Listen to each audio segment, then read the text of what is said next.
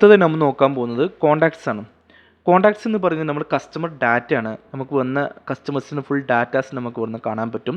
നമുക്ക് വന്ന ഓരോ ലീഡുകളും നമുക്ക് ഇവിടുന്ന് തന്നെ കാണാൻ പറ്റും. വന്ന ലീഡ് നമുക്ക് എപ്പോഴാണ് വന്നത്, അതുപോലെ കസ്റ്റമർ വാട്സപ്പ് നെയിം എന്താണ്, അതുപോലെ കസ്റ്റമർ മൊബൈൽ നമ്പർ, അത് വാട്സപ്പ് നമ്പർ, ഏത് ത്രൂ ആണ് വാട്സപ്പിലൂടെയാണ് വന്നത്, അല്ലെങ്കിൽ ഫേസ്ബുക്ക് ത്രൂ ആണ് വന്നത്, ഏത് ത്രൂ ആണ് ലീഡ് വന്നത്, കാര്യങ്ങൾ ഇവിടുന്ന് കാണാൻ പറ്റും. അതുപോലെ നമുക്ക് സ്റ്റാഫുകൾക്ക് അസൈൻ ചെയ്ത് കൊടുത്തിട്ടുണ്ടോ, അല്ലെങ്കിൽ അസൈൻ ചെയ്തിട്ടില്ലെങ്കിൽ റെഡായിട്ട് ഇവിടെ കളറിൽ കാണാൻ പറ്റും. നമുക്കത് ഇവിടുന്ന് മാനുവലായിട്ട് അസൈൻ ചെയ്യാവുന്നതാണ്. നമുക്കവിടെ വേണമെങ്കിൽ ഓൾ മാർക്ക് ചെയ്തതിന് ശേഷം നമുക്ക് വന്ന് അസൈൻ എന്നതിൽ ക്ലിക്ക് ചെയ്ത് കഴിഞ്ഞാൽ നമുക്ക് ഏത് സ്റ്റാഫിന് അസൈൻ ചെയ്ത് കൊടുക്കേണ്ടത് ആ സ്റ്റാഫിന് നമുക്ക് അസൈൻ ചെയ്ത് കൊടുക്കാവുന്നതാണ്. ഓക്കെ, ഇനി നമുക്ക് അതുപോലെ നമുക്ക് എത്ര ഡാറ്റാസ് വേണമെങ്കിൽ എക്സ്ട്രാ ഡീറ്റെയിൽസ് കളക്ട് ചെയ്യണമെന്നുണ്ടെങ്കിൽ നമുക്ക് ഇമെയിൽ, സ്റ്റാറ്റസ്, പ്രൊഡക്റ്റ് ടൈപ്പ്, നമുക്ക് വേണ്ട ഡാറ്റാസ് കസ്റ്റമർ കളക്ട് ചെയ്യുന്നുണ്ടെങ്കിൽ നമുക്ക് കോളംസ് എന്നുള്ള കോളംസ് എന്നുള്ള ഓപ്ഷൻസ് അവൈലബിൾ ആണ്.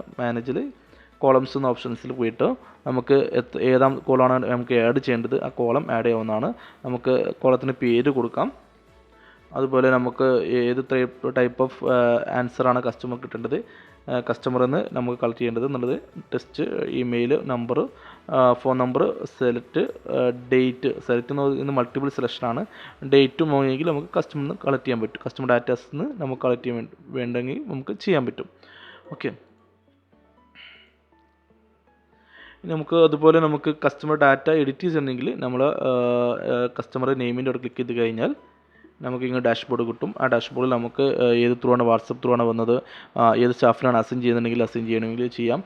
നമ്മൾ ടാഗ് പറഞ്ഞു, ടാഗ് ആയത് കസ്റ്റമറെ ഓരോ ടാഗ് ആയിട്ട് നമുക്ക് സെറ്റ് ചെയ്യാൻ പറ്റും. ഓരോ ബിസിനസ്സിനും ഓരോ ടാഗ് ആയിരിക്കും ഉണ്ടാവുക. നമ്മൾ ചെയ്തത് കോൾ ബാക്ക്, നോട്ട് അറ്റൻഡ്, അല്ലെങ്കിൽ ഡൊമോ വെയിറ്റിംഗ് ആയിട്ടുള്ള കസ്റ്റമേഴ്സിന് ടാഗ് ആയിട്ട് സെറ്റ് ചെയ്ത് കഴിഞ്ഞാൽ നമുക്ക് ചാറ്റ് ചെയ്യുന്ന സമയത്ത് അവരെ മാത്രം ഫോക്കസ് ചെയ്തുകൊണ്ട് ചാറ്റ് ചെയ്യാനുള്ള ഓപ്ഷൻസും അവൈലബിൾ ആണ്. അതിനാണ് ടാഗ് മെയിനായിട്ട് യൂസ് ചെയ്യുന്നത്. അത് ഭയങ്കര ബെനിഫിറ്റുള്ള ടൂളാണ് അത്. പിന്നെ നമുക്ക് നമ്മൾ മാനുവലായിട്ട് കൊടുത്ത ഡാറ്റാസ് നമുക്ക് എഡിറ്റ് ചെയ്യുന്നുണ്ടെങ്കിൽ നമുക്ക് ഇവിടുന്ന് സ്റ്റാറ്റസ് എഡിറ്റ് ചെയ്യാം. അതുപോലെ സെലക്ട് ഏത് പ്രൊഡക്റ്റ് ആണെങ്കിൽ അത് ടൈപ്പ് എഡിറ്റ് ചെയ്യാം. പിന്നെ അതുപോലെ ഡെമോ ഡേറ്റ് വേണമെങ്കിൽ എഡിറ്റ് ചെയ്യാം. കസ്റ്റമർ റേറ്റിംഗ് എഡിറ്റ് ചെയ്യാം. ബിസിനസ് ടൈപ്പ് എഡിറ്റ് ചെയ്യാം. എന്ത് ഡാറ്റാസ് വേണമെങ്കിലും നമുക്ക് എഡിറ്റ് ചെയ്യാനുള്ള ഓപ്ഷൻസ് അവൈലബിൾ ആണ്.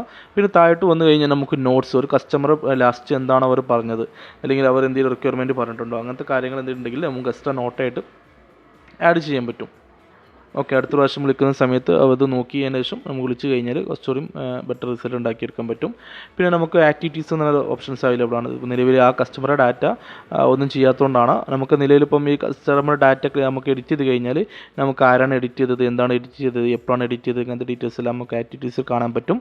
പിന്നെ റിമൈൻഡർ ആണ്. റിമൈൻഡർ എന്ന് പറയുന്നത് നമുക്ക് നമുക്ക് ഒരു കസ്റ്റമർ പറഞ്ഞു നാളെ പേയ്മെൻറ്റ് തരാം, അല്ലെങ്കിൽ മറ്റന്നാൾ പേയ്മെൻറ്റ് തരാം. അപ്പോൾ മറ്റന്നാളത്തേക്ക് വേണ്ടി ഒരു റിമൈൻഡർ നമുക്കൊരു ഓർമ്മപ്പെടുത്തൽ വേണ്ടിയിട്ട്, അതായത് നമുക്ക് സ്റ്റാഫിന് അവരെ ഫോളോ അപ്പ് മെസ്സേജ് അയക്കണം, ഫോളോ അപ്പ് കോൾ ചെയ്യാൻ വേണ്ടിയിട്ടാണ് ഈ റിമൈൻഡർ സെറ്റ് ചെയ്യുന്നത്.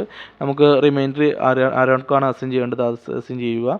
അതിനുശേഷം എന്താണ് റിമൈൻഡർ സെറ്റ് ചെയ്യേണ്ടത് അത് ടൈപ്പ് ചെയ്യുക. ശേഷം ഡേറ്റും ടൈമും സെറ്റ് ചെയ്ത് കഴിഞ്ഞാൽ ആ സമയത്ത് ഒരു നോട്ടിഫിക്കേഷനായിട്ട് മെയിലോട്ട് വരും.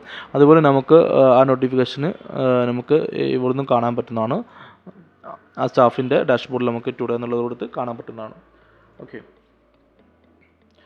പിന്നെ നമുക്ക് ഫിൽട്ടർ ചെയ്യാനുള്ള ഓപ്ഷൻസ് അവൈലബിൾ ആണ്.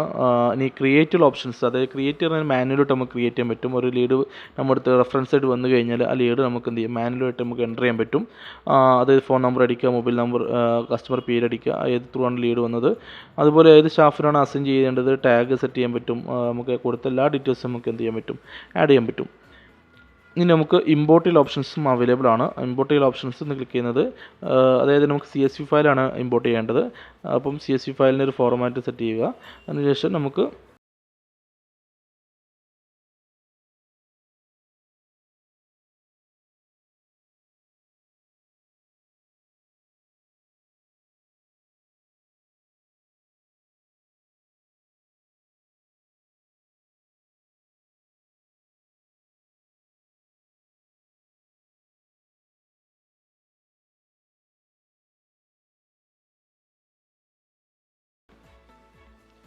സേവ് അടിക്കുന്നു. ഇനി നമുക്ക് എക്സ്ട്രാ ഡാറ്റാസ് നമുക്ക് ചെയ്ത കോളംസിൽ ഡാറ്റാസ് വേണമെങ്കിൽ അത് വേറെ എൻ്റർ ചെയ്ത് കഴിഞ്ഞാലും നമുക്ക് അവിടെ കാണാൻ പറ്റുന്നത്. അപ്പോൾ ഞാൻ കൊടുക്കുന്ന മൊബൈൽ നമ്പറും പേര് മാത്രമാണ് കൊടുക്കുന്നുള്ളൂ.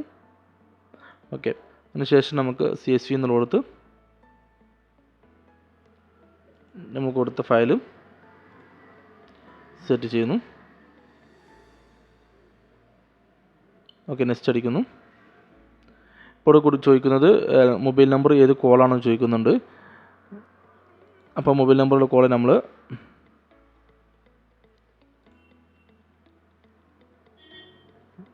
കോൾ നമ്മൾ സെലക്ട് ചെയ്യുന്നു. ഓക്കെ, നെയിമുള്ള കോൾ നമ്മൾ അതും സെറ്റ് ചെയ്യുന്നു. ഗിവൺ നെയിമിൻ്റെ അവിടെയാണ് നമ്മൾ പേര് വരുന്നത്. അപ്പം അതും സെറ്റ് ചെയ്ത് കൊടുക്കുന്നു. ഇനി നമുക്ക് എക്സ്ട്രാ ഡാറ്റാസ് നമുക്ക് കൊടുക്കാത്തതുകൊണ്ട് എക്സൽ കൊടുത്തു കഴിഞ്ഞാൽ നമുക്ക് അത് ഇവിടെ സെറ്റ് ചെയ്ത് കഴിഞ്ഞാൽ നമുക്ക്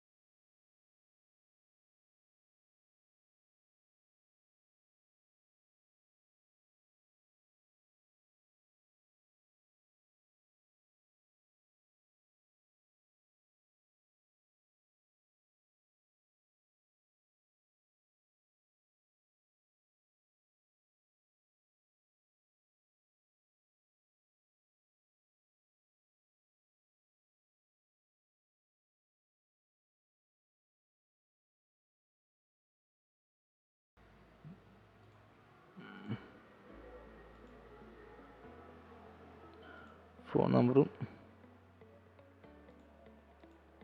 രണ്ടാമത്തെ നെയിമും വെരിഫൈഡ് ആയിട്ട് അടിക്കുന്നു. വെരിഫൈഡ് ആയിട്ടുണ്ട്. അതിന് ശേഷം ഇമ്പോർട്ട് അടിച്ചു കഴിഞ്ഞാൽ ഒന്നുകിൽ ഇമ്പോർട്ട് ആൻഡ് ബ്രോഡ്കാസ്റ്റ് കൊടുക്കാം, അല്ലെങ്കിൽ ഇമ്പോർട്ട് മാത്രം കൊടുക്കാനും ഓപ്ഷൻസ് അവൈലബിൾ ആണ്. ഇമ്പോർട്ടും ബ്രോഡ്കാസ്റ്റ് കൊടുത്തു കഴിഞ്ഞാൽ കസ്റ്റമറോട് ആ സമയത്ത് തന്നെ ബ്രോഡ്കാസ്റ്റ് മെസ്സേജ് അയക്കാനുള്ള ഓപ്ഷൻസും അവൈലബിൾ ആണ്.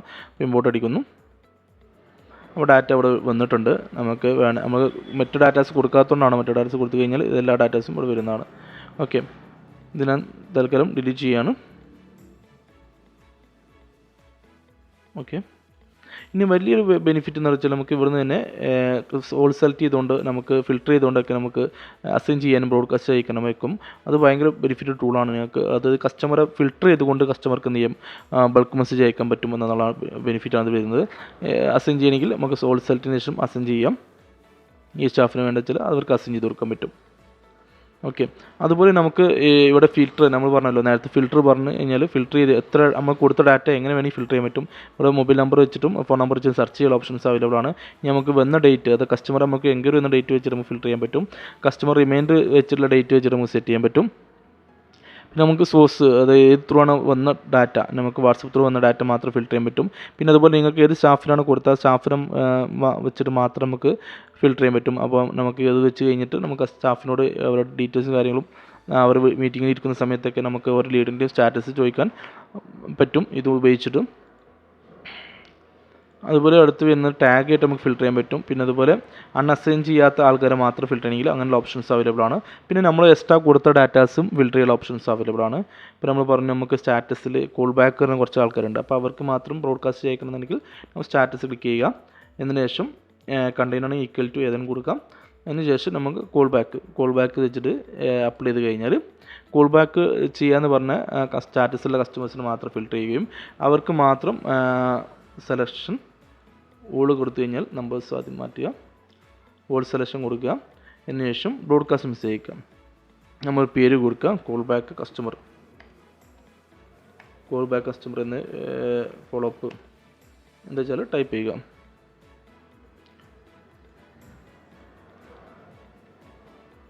അതിനുശേഷം നമ്മൾ API നമ്പർ സെലക്ട് ചെയ്യുക. അതിനുശേഷം നമുക്ക് എന്താണ് ടെംപ്ലേറ്റ് നമ്മൾ പറയാൻ പോകുന്നതാണ് നെക്സ്റ്റ് ഇതിൽ വീഡിയോയിൽ പറയും.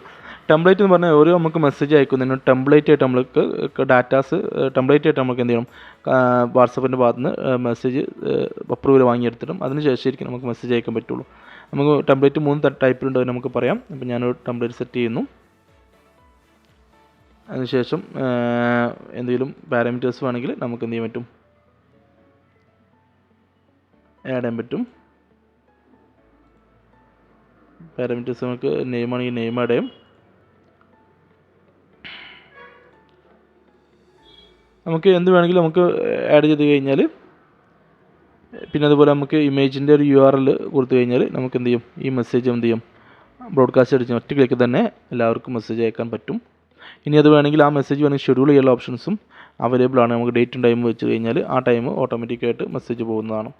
ഇങ്ങനെയും നമുക്ക് കസ്റ്റമർ ഫോളോ അപ്പ് മെസ്സേജ് അയക്കാൻ പറ്റും. ഭയങ്കര യൂസ്ഫുൾ ആയിട്ട് നമുക്ക് പിന്നെ ക്ലിയർ ആയിട്ട് ഡാറ്റാസ് വെച്ചിട്ട് ബൾക്കായിട്ട് മെസ്സേജ് അയക്കുന്ന ഓപ്ഷൻസും അവൈലബിൾ ആണ്.